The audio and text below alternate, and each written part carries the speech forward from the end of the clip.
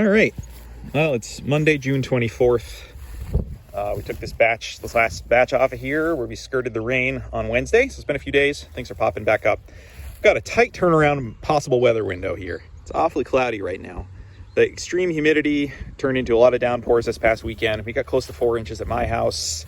Only about 2 inches or so, according to my dad's rain gauge just across the river there.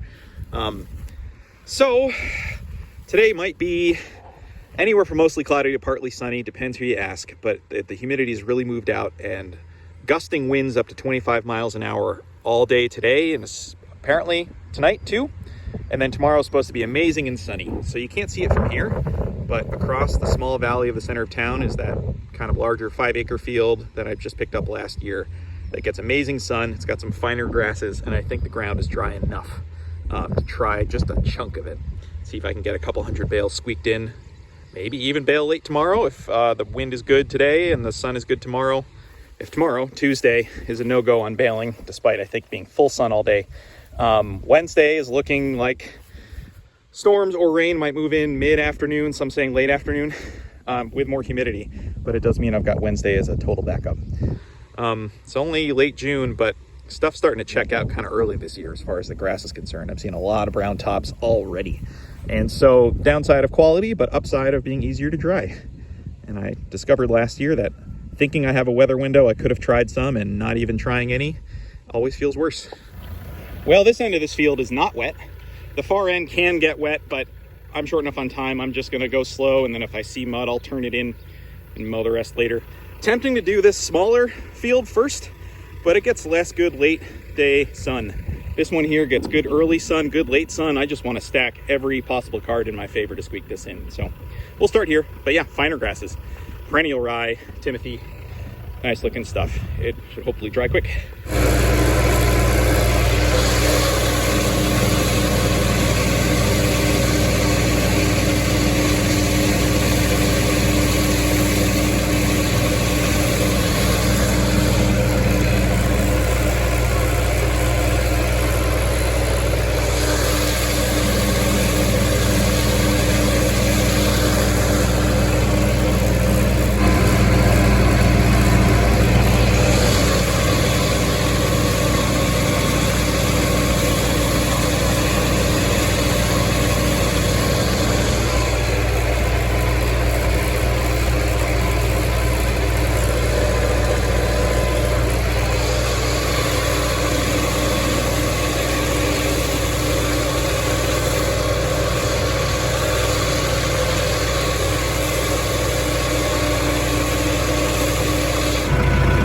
Well, that's that.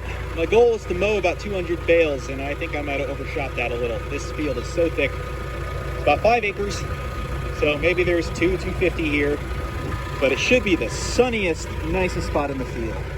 That way is east and gets good morning sun, and it gets evening sun forever if we get sun. So, yeah, my thought is to kind of swap this section out for that smaller one there, and be able to do the rest of the field either in one batch, 1.5, something like that. This is a little bit small, ground-wise for me, but it'll be a decent number of bales, and I guess a decent risk and experiment to see. We got a little bit of spitting rain as I was mowing, so that's, yeah, I don't know. We'll see if we get peaks of sun, but really nice wind right now. I'll come back and get this tedded out right away. Okay, it's sunny now. So get this field tedded out. It's funny, if those trees weren't there, you could see the valley, that farther tree lines above the field we're doing. So just popping back and forth here.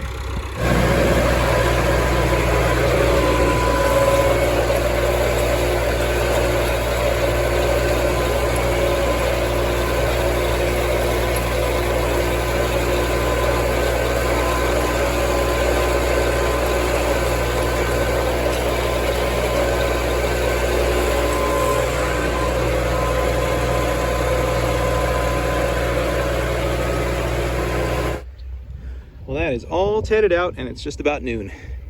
Keep getting little peaks of sun and then more overcastness, but it's all about the moisture gradient. So this stuff is pretty lush. It'll dry in conditions like this a bit. And some of you are probably going to shake your fists at this, but I might ted this twice more today. I always kind of count the first heading as a freebie without a conditioner anyway, because it kind of time conditions and spreads it out. I'm not going to go into the pro and con of no conditioner. I talk about that plenty.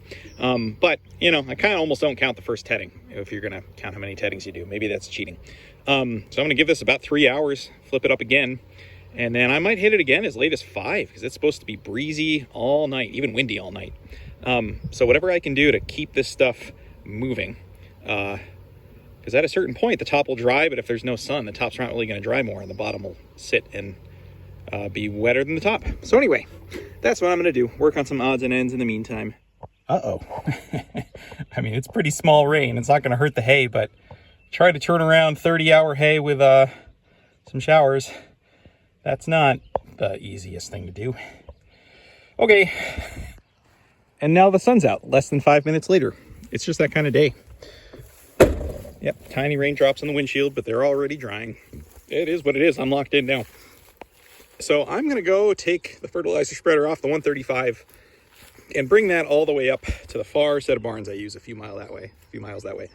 Or set of barns. It's one barn, but it's a barn that I can fit 3 wagons in and shut the doors. So I use it all the time. And as much as I'd love to, you know, trade between the 135, use it for tedding or raking, the other 2 tractors do such a nice job and have canopies and power steering and roll bars. So I bring this little guy up the hill and have him ready to pull wagons in the barn, which works out nicely. Well, it's been almost 3 hours of overcastness, intermittent spitting rain showers that would hit the windshield and then dry off and then hit the windshield again.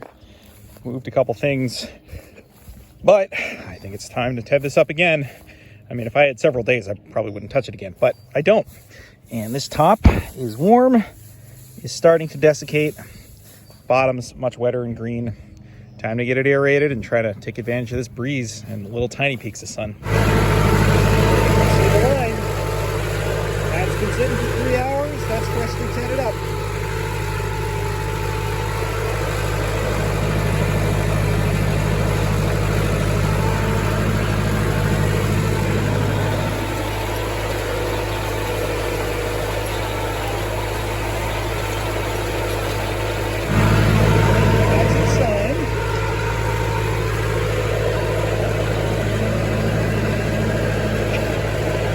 Blackbirds have been mobbing him all day.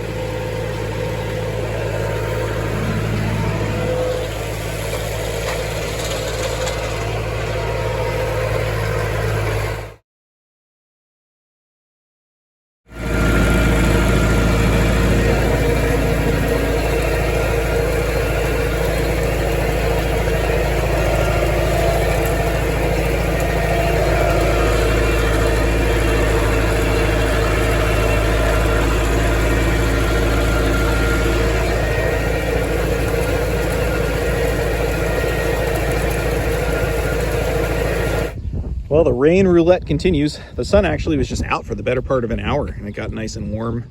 Nice breeze right now. Tiny spitting raindrops that I can feel. But I'm going to fluff this up one more time. It's a little after 5. It's supposed to be breezy like this all night. Nice hilltop.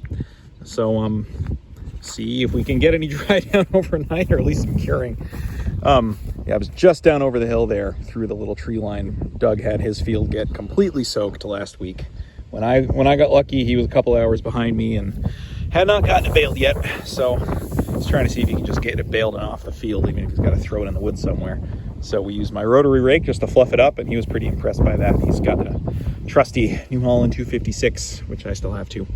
So anyway, this will take 15 minutes to fluff this up again. We'll go to lower RPM, probably still stay in high 1 just to be thorough with it, but just to fluff and flip and try to get some nice evening air. And then fingers crossed, tomorrow is going to be that amazing full sun day.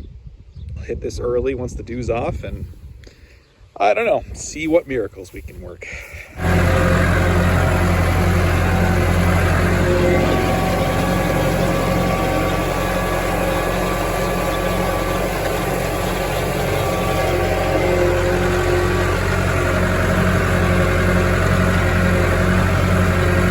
Well, that's that.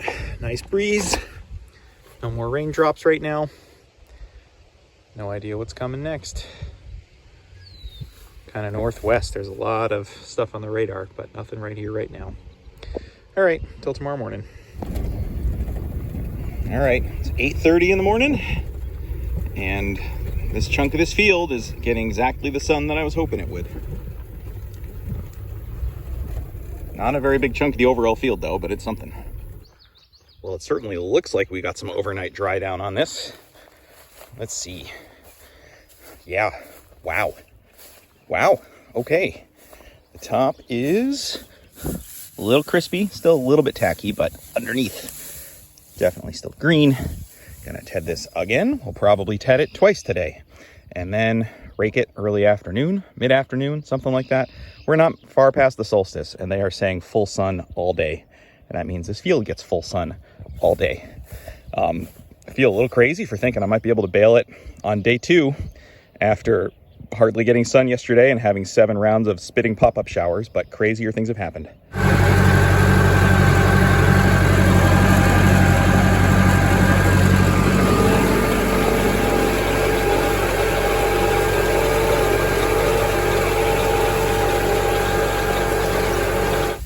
All right, flipped up and aerated once more, and that took me 20 minutes. So working a small batch like this multiple times doesn't really add up too much, especially when I'm hoping to pull a couple hundred bales off of it. And I keep talking about the moisture gradient, but maybe I haven't explained that, my thinking on that well enough. When trying to get these tight turnarounds, it's a matter of thinking that whatever's exposed to air is only going to dry if it's wetter than the air. So, you know, if we had multiple days of just hot sun, I would not touch this nearly as many times. You ted it and you get some fresh green stuff up in the air and it desiccates to a point. But especially yesterday without sun and with these little spitting rain showers, it would only dry so much and then it would just sit there. Stuff on the bottom wouldn't do anything. And so flipping it around again and making sure whatever was on top was wetter than the air is a way to make a little bit of progress. And once again, in grass hay, I am not worried about leaf shatter. Granted, I back off on the tedder, I start moving more gently. The only time I'm anywhere near 540 is the first time I ted it, and that's almost kind of like a time conditioning. There's a little bit of clover in this field, and I know I'm sacrificing that as far as leaf shatter is concerned. But right now, most people have got lined up for first cut, have horses, and the clover's nice, but they're not as worried about that. In fact, if anything, they don't want too much of it due to sugar and everything else. So yeah, if the clover shatters and becomes fertility for second cut, that's actually okay with me.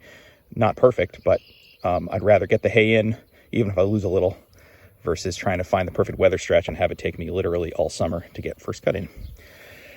Okay, that's my rationalizing for today. Though, there's some clover still here. It's still got leaves on it. So, you know, I'm sure I'm losing some, but the grass itself is just, it's not going anywhere. Nice stems on it, nice leaves on it. It's about 11:30. I re-raked Doug's mulch down the hill, which is still pretty wet. Greased equipment that was here. And this stuff has dried like crazy.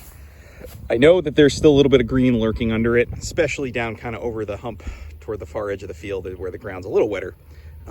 So I'm going to give this a really nice light fluffing with the tedder, kick it up a gear, lower RPM, just really try to aerate it. And then hopefully rake it in a few hours and see if I can bale, like, I don't know, 4 o'clock or something.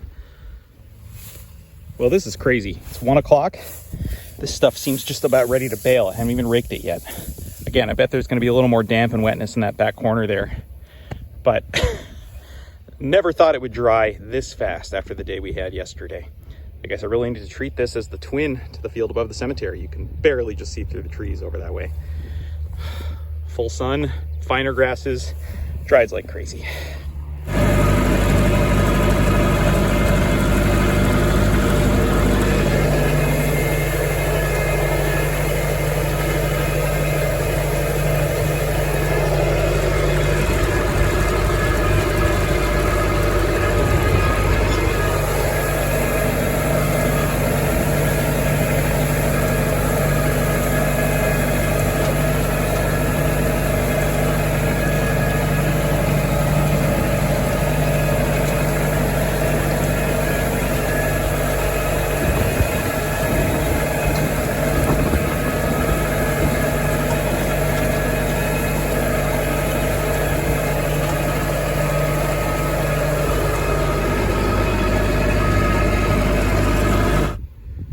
Well, thanks to the rotary rake, that's only 6 times around the field. Yeah, it's feeling really good on this half. Maybe even the 2/3, but where it dips down over there, there's definitely some green stuff coming up, and I could smell the wetness in the ground, which that's usually a wetter spot in the field. I found that last year. So I'm gonna go get the baler, but it's only 1:30, 2 o'clock. There's still a lot of daylight left. So I'll see how these feel. What I might do is bale this end of the field, and then re-rake those and see if I can get those late in the day. Or I guess it's only 6 times around, rather than chunking the field off and turning in weird spots, shifting up to high 2 and flopping these windrows in would be 6 times around the field. I might do that in a couple hours or an hour or something. I'm not sure, but I feel pretty hopeful I can get more than half of this today, if not maybe all of it. Just topping off the 275. Oh, literally. Report card though, I don't see any leaks. That's nice. Alrighty, it's 2:30 and I'm checking the far end of the field by foot. A lot of this feels really ready. There's just a little bit of tackiness as I get farther down the field where the ground was wetter. Boy, I hate to work it too much, but right now all these windrows, since I had to, do the typical rake inward and then turn around and rake outward, the outside windrows are up against the edge of the field. I have to pop in a couple, trample. It's gonna not take me too long to just go 6 times around, flop these all inwards, get the best dry down humanly possible, and especially down here where it dips. This is right around where I had to cut the corner last year when I did this field on a weird 2-corner format because it got too wet in here, and you can see how it slopes downward. So yeah, I think in here it's just thick and there's going to be some more green under it.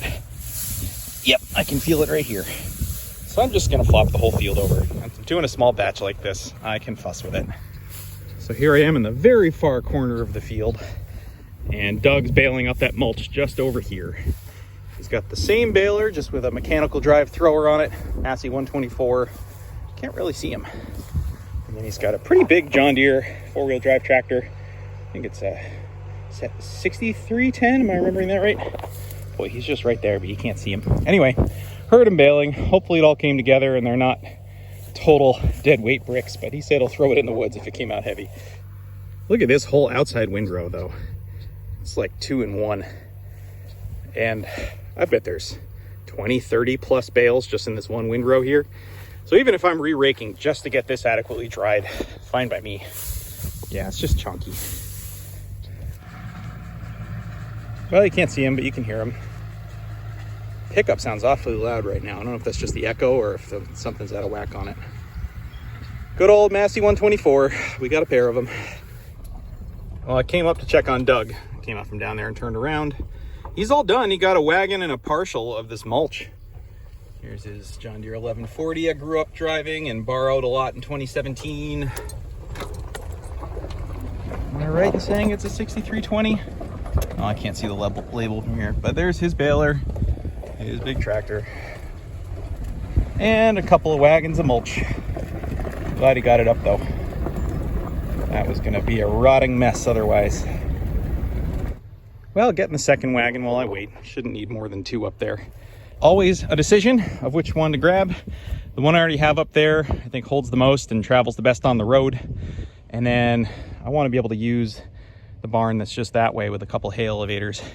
And this one, having the front gate just like the other one, that can nose into the barn a little bit and help unload is helpful.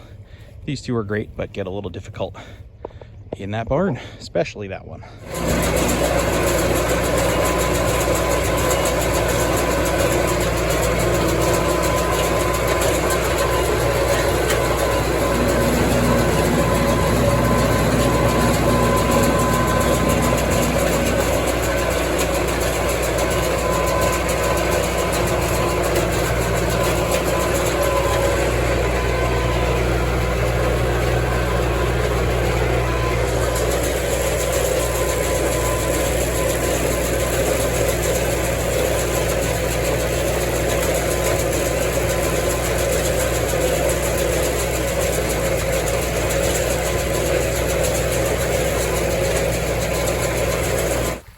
110 on the first wagon. I almost didn't believe that, but I did stack the bottom 3 times around. So there's another 3 times, but I did see the moisture start to creep up over there. So I'm gonna flop those 2 windrows in, bale this, then see if I can bale that. Still got tomorrow as a backup, but I'd love to get this up today. Wow, that's not bad.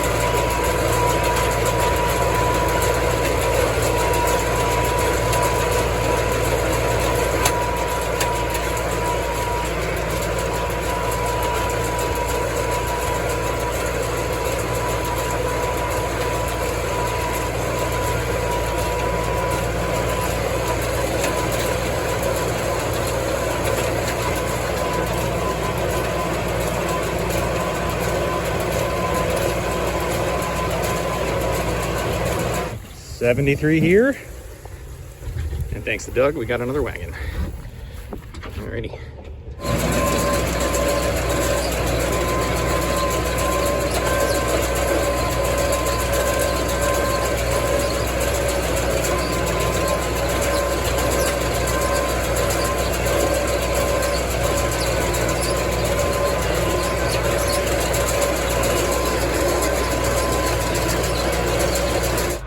$41 on the third wagon just from the outside windrow. $226 from this chunk. Alrighty. Well, there we go. The wagon with 110 and the one I need to sort is up the hill into the barn on Cricket Hill. Backed one of them in and pushed it by hand, and then had the 135 to pull in the second. And those will be delivered off wagon to someone. So for this squeaky little batch, 30-hour hay, I am pretty happy with that. This stuff feels beautiful. Cool. This does feel like a nice chunk taken, and I've got staging area for the rest of the field. Whew, almost 250 bales. Well, what, 221, 23? I don't know, but there's gonna be a lot more here. A lot more here. Nice evening.